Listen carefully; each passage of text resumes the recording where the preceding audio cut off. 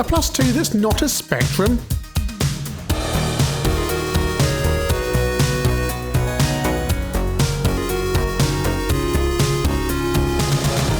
The Commodore VIC-20, Commodore's first home computer, and of course quickly succeeded by the Commodore 64, but still beloved today by many, many people, and amazing games coming out on it, especially if you've got a RAM expansion, and you've probably bought something like a standard RAM expansion from back in the day, or one of the other boards on eBay. But if you've got any sense, you would have actually bought one of the Features 8-bits Penultimate cartridges, because they give you up to 64K of RAM and also have a whole load of games built in. They simply plug in the back. He says, trying to do it without being able to see. And none of this soft touch rubbish with the Vic. It needs a good old shove in. And then you've got some buttons to access things and so on. So yeah, you may already have one of these. And if you don't, why not? But you may not want this model, which is the Penultimate Plus that came out a couple of years ago, because a parcel arrived, I'm going to say the other day, but it's more like a couple of months ago. And yes, I now have to, by YouTube rules, put in that this is sponsored content, or whatever you have to say, because I didn't pay for this. It was sent to me. I didn't solicit it. I didn't ask for it. I'm receiving nothing in return for it, but it just turned up unsolicited, so I have to declare. It's ridiculous on a channel that doesn't even take adverts, but never mind. So you have seen the thing on the screen, because I have here a Penultimate Plus 2, which is the newest version of the cartridge. Open it up, and you've got a newly designed label on there. Looks very similar. There's always that little thing on the back makes it think you can insert a compact flash card or something. No, that's not what it is. Weighty cartridge that plugs into the back of your Vic. Like we saw before. And this time it's got a random game button. And it will now reboot into the last game it was in, apparently. Anyway, I've got my list off of Rod's website, the Future 8-Bits website, of the new features in this before I go and actually use it. It apparently now has 200 or around 200 games built in, and are sorted by letter and category. It will also run a game at random for you, so you don't have to kind of spend ages choosing your own game.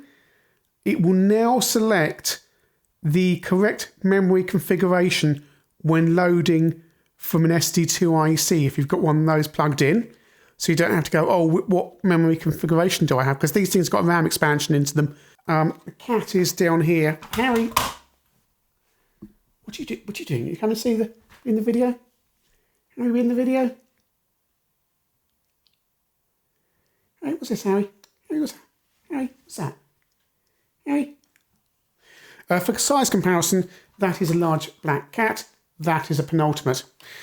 Are you staying there? You can stay there if you want to. You are, however, on my notes. You're getting down. You want to get down, do you? You want to get down. Okay, you can get down. There you go. Are you going on my lap? Right, okay. Yeah, this is as much script as I've got. I cut and pasted from the Futures 8-Bit website. So it has the file browser. It also now has favourites that will give you easy access to PRG D61 CRT images from your SD2IC. So it seems to me that the integration with the SD2IC is going to be much better. You can configure it how you want it to power on. The cat is now scrubbing under my lap. And, oh, the other thing is, Harry, really, if you can't settle, you're going to have to get down. It now has a dead test. Cat's gone. It now has a dead test, which is, I've not seen one of these for the Vic, but I've got one for the C64. It's a cartridge you can plug in when your machine's broken. It tells you everything that's kind of wrong with it. And it has some testing stuff built in. Anyway, look, see, that's literally my script. I should also mention, included in my package from the Futures 8-Bit was some jelly of descriptions. I'd imagine it's green jelly. Raspberry jelly. Green jelly. The official... Oh, it's oozing. It's oozed. Yeah. Probably all that hot weather we had.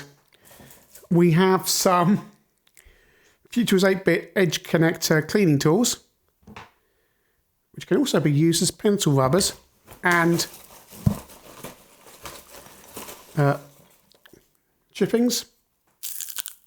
Not edible. This one's edible. No. And a Penultimate 2 pen, which is very nice. So thank you to Rod for that. Hang on. So yeah, that YouTube thing about me having to include whether I've received things or not is true, because I've got a pen and some jelly, oozing jelly. Yeah, and some rubbers. Oh, it's the pink one that's oozing. It's oozed on the VIC-20. The pink one's definitely the oozing one. So you pop your Penultimate Plus 2 in, and up pops this menu, offering you RAM options and various things for games and stuff. And you get this big old list of games, as many as I believe can be fitted into the ROM on the VIC-20. RAM, I may have mentioned 64K and probably put up a correction on the screen, because I do this all the time. The maximum RAM the Penultimate Plus 2 and a VIC-20 can have is 35K, which is more than enough for, well, everything, basically. I think does Pentagorat use 32K expansion? Anyway, you get this massive, massive list of games. You can go games A to Z, you can go games by category, and you can use Rod's Random ROM Runner. And it starts with a game. Is it going to be... It's going to be... It's 3D Monster Maze, the VIC-20 version. I haven't played this. It's Dave Curran who's done the VIC-20 version. Oh, this would be fun. And that's quite nice. It saves all that stress and worry about, oh, what am I going to play on my VIC-20 this evening? You can load up Rob's Random Game ROM Runner, which also works via a button as well on the cartridge, but I went into it via the menu there. So yeah, well, this is going to be interesting to see what this is like. How's 3D Monster Maze going to run on the VIC-20? Oh, very blue. Okay. He is hunting for you. Oh. Okay, well, this isn't too bad, is it? Where is he? Turn around. I've got 35 so far. Oh, footsteps approaching. Oh, am I going to get eaten alive? I'm running. Move, turn. There's the exit. Oh, no! Well, I'll appeal. I will appeal. Appeal rejected. That's pretty cool, isn't it? And just because I hit the button for a random game and I discovered there's a 3D... Oh, no, I hit the reset button there. So if you hit the reset button, it will always reset into the last game you played. And let's presumably power it down. So my next random game is Battle Zone.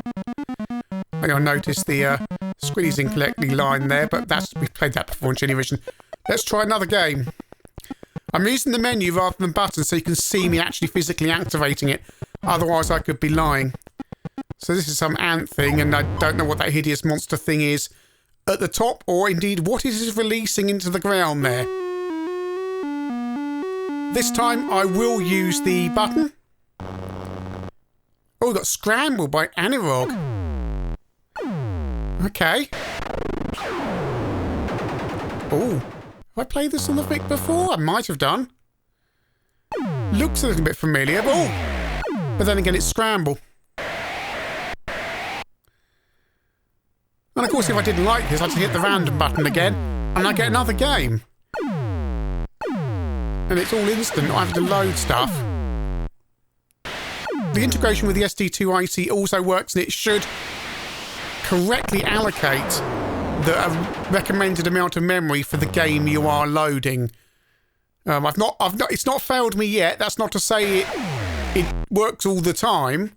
I assume it's got to recognise the VIC-20 game it's loaded, and someone is loading, and someone's had to go through it all and create some kind of internal database so the Penultimate Plus loads.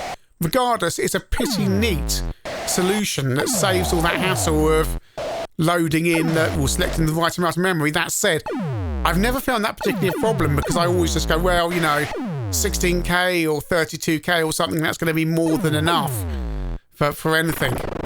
But still, it's a nice touch and shows the maturity this device now has. Now this time I'm going to select a game, Fast Boy. Loading Fast Boy. Well, that's I can't read that. It's got to be a Misfit game. Sure, yes, Misfit Presents, yeah. It's another modern VIC-20 game. And the VIC-20 is now the system to have for new games. There's so much stuff available on the system. People putting out stuff like this. I'm not really sure what I'm doing, to be honest. But yeah, there's so much stuff. Cheesy Trials, for example, from, was it last year? And the new racing game that's out, Super Monza Grand Prix, or is it Super Monza GP? Anyway, I mean, that's absolutely brilliant. You also get a dead test built in, as I mentioned earlier. So it's now going to test my VIC-20 to check it's all working. I assume, though, if your VIC-20 isn't working, how do you select it to be a dead test? Do you have to plug it into another VIC-20, select dead test, so when you put it into the VIC-20 you're testing, dead test loads? Because surely you've got to get this far into the menu in order to activate dead test, whereas my C64 dead test, you can literally plug it into a dead C64 or one with a memory problem and it should detect what's wrong. So I don't know, perhaps Rod can watch this and put something in the comments below as to how you're going to use it. You've also got utilities available, for example, Super Expander Basic 4, VIC 4th, and all sorts of different things that are IC port tester and stuff, and a self-test. Wow. And there we go. I have selected Super Monza Grand Prix. I've reviewed this on the channel before. It's one of my games of 2023. Probably the best new game of the year. It is absolutely fantastic. And it's included for free on this. You don't have to buy it anymore. Well, you could download it, but you're getting all these games included on the cartridge. So, should you get a Penultimate Plus 2? Well, it depends. If you don't have a Penultimate at all, then you've got a VIC. Why don't you own a Penultimate? Because it's the ultimate cartridge for your VIC. It gives you RAM, it gives you a whole load of games and utilities and stuff, so you need one. It just breathes new life into your computer. If you've already got an original Penultimate, then you might want this for all the extra features it has, the utilities, the better integration with the SD2IEC, the increased amount of games on the ROM, but that's a judgment call you'd have to make. If you've got the Penultimate Plus, the next model, then I'm not sure you want a Plus 2. The Plus 2 is nice, it's got more on it, but you're going to have to ask yourself, do you want all that extra stuff? If you want all that extra stuff, and perhaps you can sell your original Penultimate Plus, then the £70 asking price may not seem too bad. But ultimately, I guess the Futurist 8-bit is going to be marketing this at people who haven't yet upgraded to one of their existing Penultimate products. If you haven't already got a Penultimate for your VIC, then what are you waiting for? There's so much on offer in this cartridge, from the sheer amount of games included, including all those new Futurist 8-bit titles, to all the self-test stuff, the utilities. The random game button is fantastic. It's strange. You just sit there pressing the button. You go, oh, what's one more press? And I find it'll be. I just have one more game. Or you go, oh, that game's rotten. Okay, I'll press the button again. Oh, there we go. it's something fantastic. And you just end up discovering stuff. It's what's this? What's this game? I've not played this before, and perhaps I've already got it on one of my other Penultimate cartridges. That's the thing here. It's just this refinement of an already excellent product and the maturing of the product. As I say, if you've already got a Penultimate, then it's a judgment call for you. If you don't have a Penultimate for your VIC-20, then really, what is stopping you? What is stopping you? You really need one of these.